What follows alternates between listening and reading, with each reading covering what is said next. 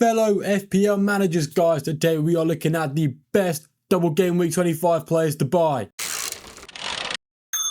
Now, there are two types of FPL managers this game week. There's FPL managers that want double game week 25 players. They want to load up on the Aston Villa players. I could be one of those guys. I'm not decided yet.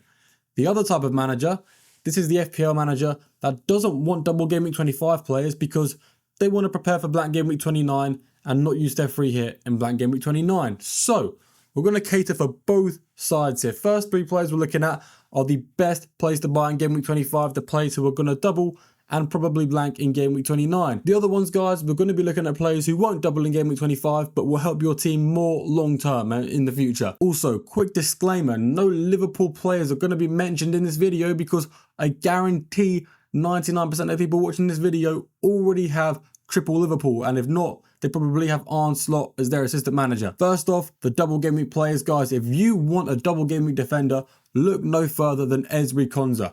Now, the reason I'm choosing Konsa over every other Aston Villa defender is that he's the only Aston Villa defender who has started 5 out of the last 5 Premier League games for Aston Villa. So everyone else is a slight rotation risk, and the last thing you want is someone like Luca Digne coming into your team with good chances of a clean sheet, high expected assists, just for him to only play 30 minutes in that Ipswich game. That's going to break your heart and it's going to make you angry. It might even make you delete the app. So I strongly recommend you go for Konsa as your Aston Villa defender. Now, guys, I'm going to look at the Aston Villa fixture run. Look at it right here. Long term, it's not amazing, but the next 2 game weeks are really, really good. Playing home to Ipswich in the double home to Liverpool is a little harder than playing home to Chelsea, guys. Aston Villa's home defence is the second best in the league behind Arsenal's. Look at the difference in Aston Villa when they play home versus when they play away.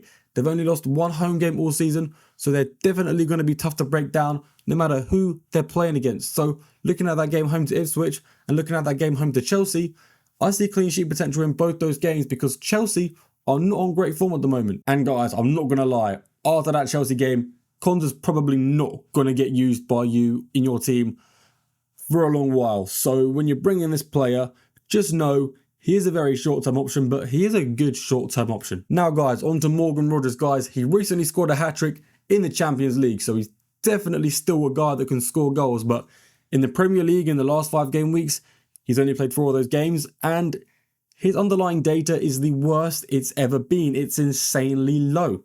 He's been underwhelming points-wise as well. He's not been doing much at all. The thing is, the reason why I like him is because he's the only Aston Villa midfielder who isn't a rotation risk anymore. Looking at the new signings in Asensio and Rashford, I don't think Tielemans, Ramsey or John McGinn are safe anymore. But I find it really hard to think players like Rashford and Asensio can take the space of Morgan Rogers because he has been amazing all season and I don't think his place is going to get taken. Not to mention, guys, he is insanely cheap, so it's not like you're spending way too much of your budget on him anyway. And we already talked about how these next 3 games in the next 2 game weeks can be seen as quite tough, but Morgan Rogers has already scored against teams like Fulham and Man City. I know they're not as good as Liverpool, but that's still tough games Morgan Rogers has scored points in.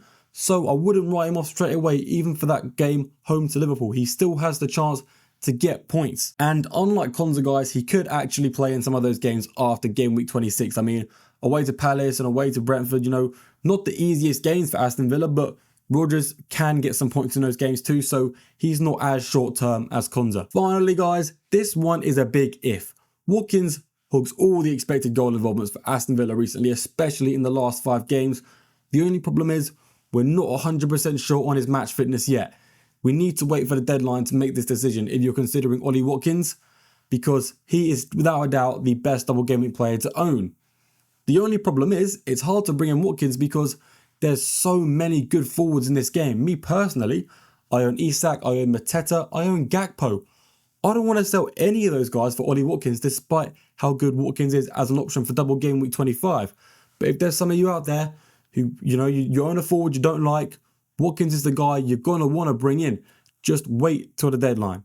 And if Watkins, you know, is out for a number of games, maybe Marcus Rashford is a pretty sick differential to go for, but that's a very big if. We won't be thinking about Marcus Rashford too much. And Watkins is one of the best forwards in the league these past couple seasons, so these tough fixtures up ahead, they're not a massive drawback for him because he can score against almost any team in the league. So yeah, if match fit, Watkins is the guy to buy. Anyway, that's our double game week players cleared up. Let's take a look at the players who aren't going to double but could be very, very good for your teams long term. First up, guys, we are looking at Huijsen. However you pronounce that name, we are looking at a 4.4 million Bournemouth defender with safe minutes and good threat from corners. Playing for a very, very solid defence as well, by the way, guys. Looking at the next 6 games for Bournemouth, they look amazing. And even beyond these next 6 game, guys, up until game week 35, Bournemouth's hardest game is away to Brighton or away to Crystal Palace. Their fixture run is very good and very long term. Definitely the best one in the league. You honestly wouldn't even be surprised if Bournemouth kept 4 clean sheets in their next 6 game weeks with how their recent form is and how the teams they're playing against are not good at all. So if you're looking for a defender, Huijsen from Bournemouth is definitely the guy you want to be looking at. Maybe Kirkes for the extra 0.5, but he doesn't really have any more expected goal involvements, so I wouldn't personally recommend it. Now, guys, let's look at the big 3. When I say the big 3 from Bournemouth, I mean Kluivert, Dango Uwatara and Semenyo, because they're incredibly annoying. Who is the best midfielder out of these 3? They're all quite cheap. They're all between 5 and 6 million, but I think Kluivert just takes the edge over the other guys. Mainly because in the last 5 game weeks, he's got more expected goals and more expected assists than both of them. But he is also on penalties, so realistically speaking, Kluivert is the most responsible one to go for. Much like Morgan Rogers, guys, Kluivert does offer great value, and you can sell a mid-price to an expensive price midfielder, get Kluivert in for under 6 mil, then spend that money elsewhere. You could even get Semenyo or Dango Uwatara along with Kluivert. That's far from a bad idea. I would just say, be careful, because if you put all your eggs in one basket and Bournemouth find themselves on bad form, you're going to be looking at a lot of red arrows. Me personally, I don't see Bournemouth going on bad form, especially because of that fixture run we talked about already.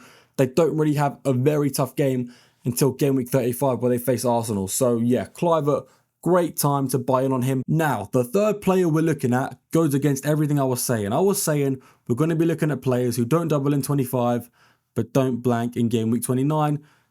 This next forward is probably going to blank in game week 29, but he is still the best forward to buy this game week without a doubt in my mind. Across the last 5 game weeks, he has got the most expected goal involvements in the entire league, and he's got the goals to back himself up. The fixture run is ridiculously good. He's got so many easy teams left to play. That Fulham game is kind of tough, but Mateta can score in tough games. I wouldn't put it past him. And even after they blank in game week 29, Crystal Palace plays as a whole are great to own in game week 30 and onwards, because they have a very likely double game week in game week 33, which means it's making up for the blank he has in game week 29. So yeah, guys, those are the best plays I think you can buy in double game week 25, depending on what you want to do. We've got some great double game week options and some great single game week options. Let me know if you think I missed any players out, if I left out some great players to buy. Leave it in the comments. If you did make it this far, thank you very much for watching, and I will see you all in the next video.